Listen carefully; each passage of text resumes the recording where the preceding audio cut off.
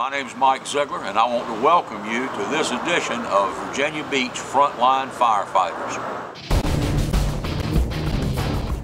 Here's what's coming up on this May edition of Virginia Beach Frontline Firefighter. Master Firefighter Mike Kelleher's Tech Rescue Minute covers carabiners. Due to the recent events in Boston, Frontline Firefighter has produced a series dealing with IED. We'll bring you part one of improvised explosive devices and the first responder. David Stites has another SCBA checklist. Your Frontline host Chris Stockhouse brings us up to date with his progress on the BBFD Fitness Challenge. And finally, we'll bring you Master Firefighter Jeff Rosenfeld's last installment of Rags to Wrenches. Yes, Jeff is a short timer. I'm Master Firefighter Tom Parks, and here's the host of Virginia Beach Frontline Firefighter, Chris Howie Stockhouse. Hello everyone, and welcome to Virginia Beach Frontline Firefighter for the month of May 2013. First up on the program, let's join Master Firefighter Mike Kelleher with today's Tech Rescue Minute. I'm Master Firefighter Mike Kelleher. On this edition of Tech Rescue Minute, I will be demonstrating using a carabiner for rigging onto a hard connection. When we talk about rigging to an anchor plate or something, a lot of questions have come out where, can we take the carabiner and go right into the metal connection? And my answer to that is yes and no. One thing you want to watch out for is the twisting of the carabiner on the metal connection that you're going to. In this instance right here, we have a terminal point of our rope. We just went right into a carabiner to the hard connection. There's nothing wrong with that. It allows, the rope's not going to have any problem. Where we start getting into some questions about that is when you start putting some metal to metal to metal like this, like a pulley without a swivel. And what happens is you start twisting. You can see right here, that's not good. And what it's going to do is it's going to start side loading these carabiners. All right, so that's going to be a no. How we could eliminate that is very simple. We could come in here with some webbing. Here, you can see it. It allows. It's basically almost like a swivel. It would allow it to turn. You wouldn't have any problems. Okay, when we talk about a carabiner, just refresher, is just remember that it has a long axis, and that's where the carabiner is rated the strongest. It does have a side load, and it also has a rating through this axis here, but your strongest is here, and we always want to try to rig that way. We don't want to rig against the gate, okay, because it weakens it substantially. So you want to make sure that when you're hooking into something, that it's loading into that axis, okay? As you can see here, it's loading properly. If it was turned and we loaded it the wrong way, it could put some serious stress on that gate.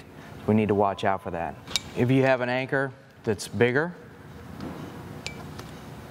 you need to watch out for that, because as you can see here, sometimes it tends to put a lot of stress on the side. You might want to opt for a soft connection on that. All depends on how big a carabiner you have. With this edition of Tech Rescue Minute, I'm Master Firefighter Mike Kelleher. If you have any questions, please give me a call. Usually when we hear the term IED, it's on the evening news referencing the dangers to our troops overseas. But with the recent bombings in Boston, sadly we are reminded that the possibility exists for us to encounter an IED in our own community. We at Frontline felt the need to bring you a broader awareness on this very important topic.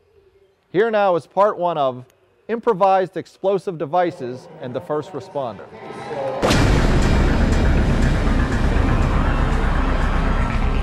After the current events in Boston, we were made well aware of the potential for IED attacks. Although not new to the U.S., the target was. So we all need to be vigilant to protect the population and ourselves. This is not new in many areas of the world that have been dealing with this for many years. Improvised explosive device. What is it? According to the Department of Homeland Security, an improvised explosive device, or IED attack, is the use of a homemade bomb or a destructive device to destroy, incapacitate, harass, or distract. IEDs are used by criminals, vandals, terrorists, suicide bombers, and insurgents. Because they are improvised, IEDs can come in many forms, ranging from a small pipe bomb to a sophisticated device capable of causing massive damage and loss of life. IEDs can be delivered in a vehicle, carried, placed, or thrown by a person, delivered in a package, or concealed on a roadside. The term IED came into common usage during the Iraq War that began in 2003. Elements of an IED. IEDs consist of a variety of components that include an initiator, switches, main charge, power supply, and a container. IEDs may be surrounded by or packed with additional material or enhancements such as nails, glass, metal fragments designed to increase the amount of shrapnel projected by the explosion. Enhancements may also include other elements such as hazardous materials. An IED can be initiated by a variety of methods depending on the intended target. Materials used as explosives in IEDs. Explosives must contain certain components which provide the ability to sustain the reaction. Many common available materials such as fertilizers, gunpowder, and hydrogen peroxide can be used as explosive materials in IEDs. A common example is ANFO, a mixture of ammonium nitrate, which acts as an oxidizer, and fuel oil, the fuel source. Also, concerns about the use of explosives created from liquid components that can be transported in a stable form and mixed at the site of the attack is a reason that in 2006, the United States Department of Homeland Security restricted the amount of liquids that passengers can carry on commercial aircraft. Here are some examples of terrorist IED attacks. The Oklahoma City bombing. On the morning of April 19, 1995, a truck bomb exploded in front of the Alfred P. Murrah Federal Building in Oklahoma City, Oklahoma. The bomb was improvised from ammonium nitrate fertilizer and nitromethane, which were put into the back of a truck and left to explode. It was the worst terrorist attack on U.S. soil up to that time, killing 168 people. One man was convicted and executed for the crime, and his accomplice is serving a life sentence in federal prison. Madrid train attacks. 10 explosives rocked through 4 commuter trains during rush hour on March 11, 2004 in Madrid, Spain. The bombs were made from bags stuffed with explosives and metal fragments. Cell phones with timers were used to initiate the explosive devices. The attack, which was carried out by violent Islamic extremists, killed 191 people and injured more than 1,800. Times Square. The attempted car bombing of Times Square on May 1, 2010 was a planned terrorist attack that was foiled when 2 street vendors discovered the car bomb and alerted the NYPD patrolmen to the car bomb threat after they spotted smoke coming from the vehicle. The bomb had been ignited but failed to explode and was disarmed before it caused any casualties. The vehicle was set ablaze but did not detonate. Boston bombings. During the Boston Marathon on April 15, 2013, 2 pressure cooker bombs exploded, killing 3 people and injuring 264. The bombs exploded about 13 seconds and 210 yards apart near the finish line. The bomb blast blew out windows on adjacent buildings but did not cause any structural damage. The suspects were identified as rebels. Pennsylvania explosion.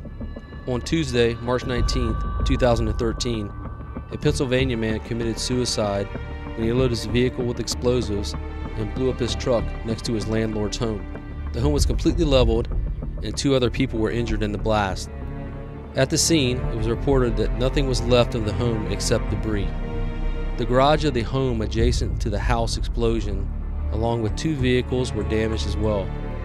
State and federal investigators collected evidence from the blast scene, which were sent to the Bureau of Alcohol, Tobacco, Firearms, and Explosive Laboratory in an attempt to determine what type of explosive device was used.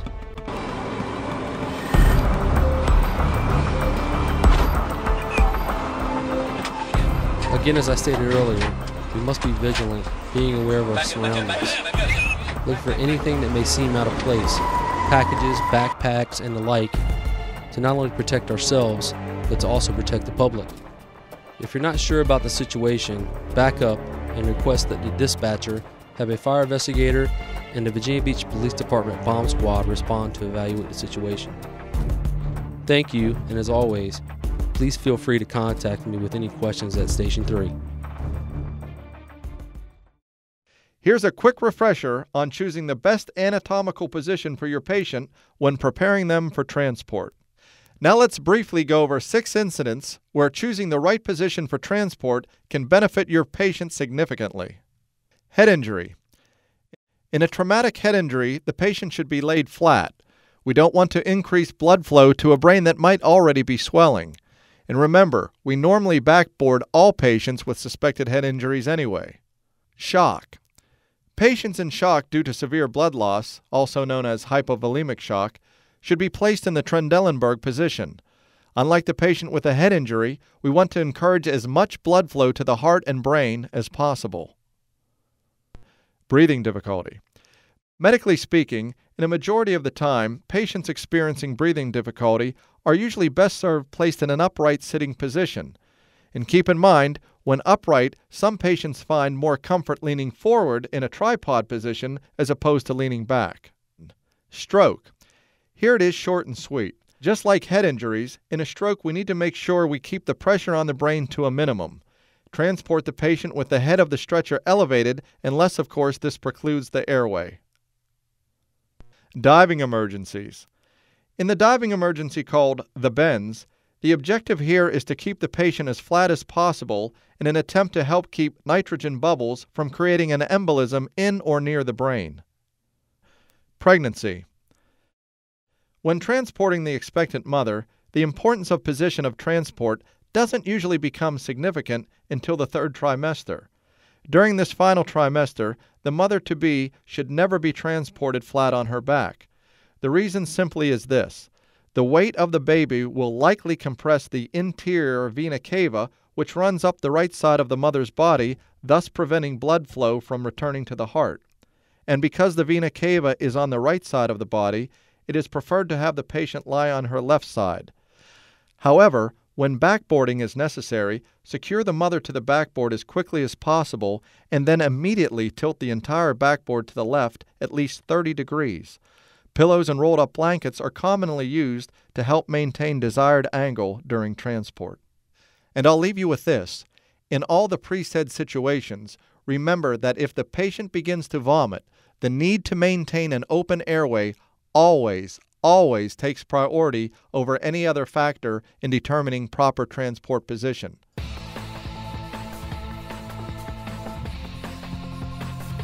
With this month's SCBA checklist, I'm David Stites. The repair tags read, battery needs replaced on heads-up display, low battery on heads-up display, replace battery in heads-up display. Okay, first, the heads-up display is powered by a battery contained in the HUD sensing module or transducer, the thing with the blinking light on it by the bottle strap.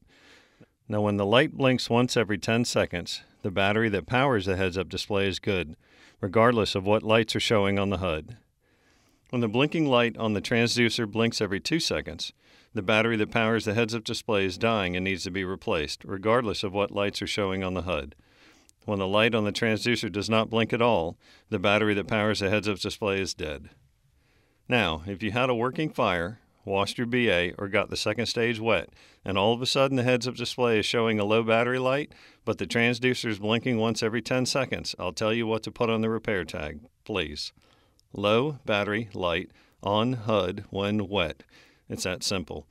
The heads-up displays are filled with electrical potting, and if the seams become compromised and water enters, it will short out the circuit, causing a low battery light to illuminate.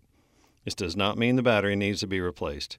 It means you have a low battery light on HUD when wet. This one little phrase will save us so much time in diagnostics. Thank you for your help.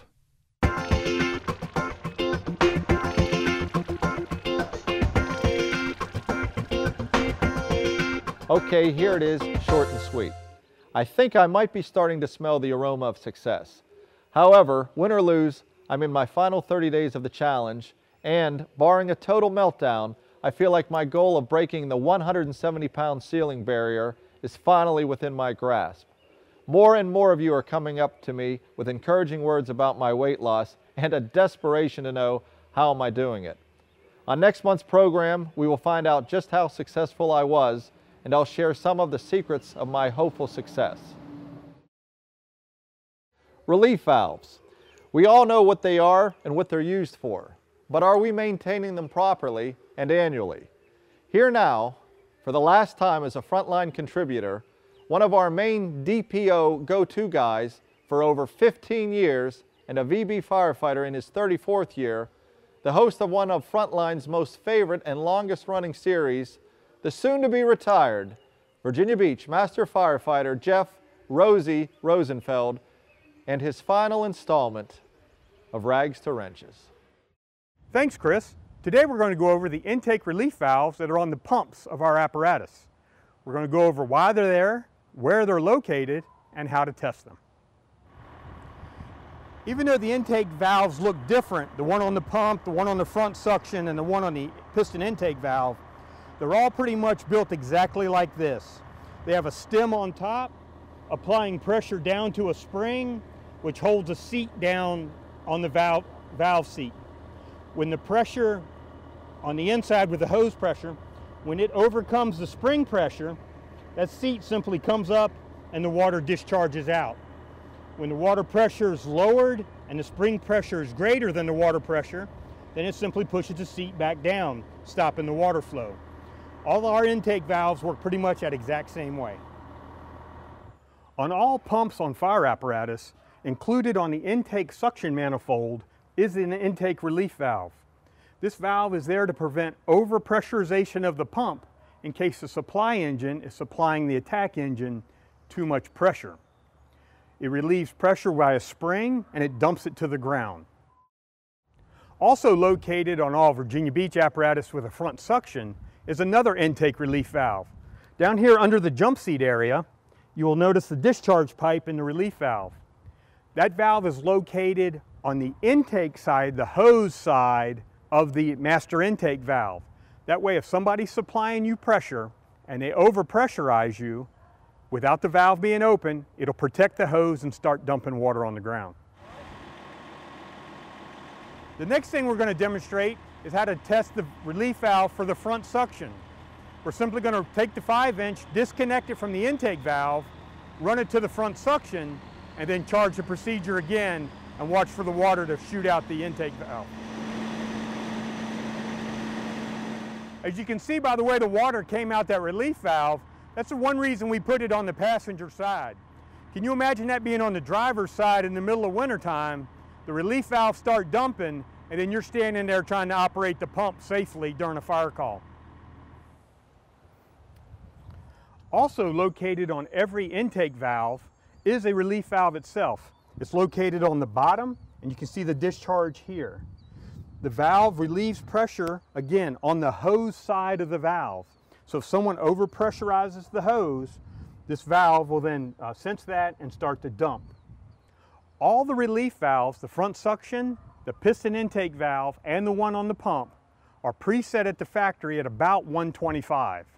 The department has chosen to leave them around that area because that's an average, safe, good all-around pressure to have. Somebody can still pump through you. If you have a pump failure, you still get 125, but also it starts dumping there so the pressures won't get too high in case of overpressurization. The first intake valve we're going to test is the one on the piston intake valve itself. We're going to secure a water supply from the hydrant. Easiest way is a 3-inch to the intake. We'll then take our 5-inch hose from the discharge, run it back to the piston intake valve, and we'll leave the valve closed. That way when we charge the pump and the water comes out of the 5-inch discharge, it'll go to that valve and then just be static. We'll slowly increase the pressure up to about 125. As we do that, the valve should then unseat and it should start dumping water. That way we know we have confirmation that the valve's set at 125 or around there. It doesn't have to be exactly there. And also that it does come loose from its seat and the spring does travel, so we know the valve is working properly. As we discussed earlier, the relief valves on the pump and the front suction and the intake valve are usually set between 125 to 150-ish. Relief valves that are on appliances, such as this manifold here, and also the new TFT intake valves on the rear of the ladders, we're setting those at 200 PSI. And the reason for 200 is that's the test pressure of our 5-inch hose. So once we hit 200, our test pressure, anything over that, the relief valve will dump, protecting our hose line.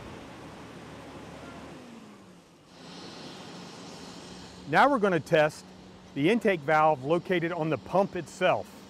To do this, we will need a separate pump to pump to us. So we'll have a source engine. In this case here, we're using a reserve ladder. The ladder is going to have the water come from the hydrant. He's going to increase the pressure, pumping it to engine 21. At approximately 125, the intake valve should open, and you'll see the water start dumping out the discharge. In testing the relief valve on the pump and the front suction, if there's any issues with that, get up with A-Shift, put it on a work order so Doug can look into it. If you have any problems with the piston intake valve or appliances, contact David Stites in the maintenance section of Resource Management. Back to you, Chris. Thanks, Rosie, and have a great retirement. Well, that brings us to the end of yet another program. As always, we sincerely hope you've enjoyed the show and ask for your feedback, good or not so good, and certainly suggestions for future content.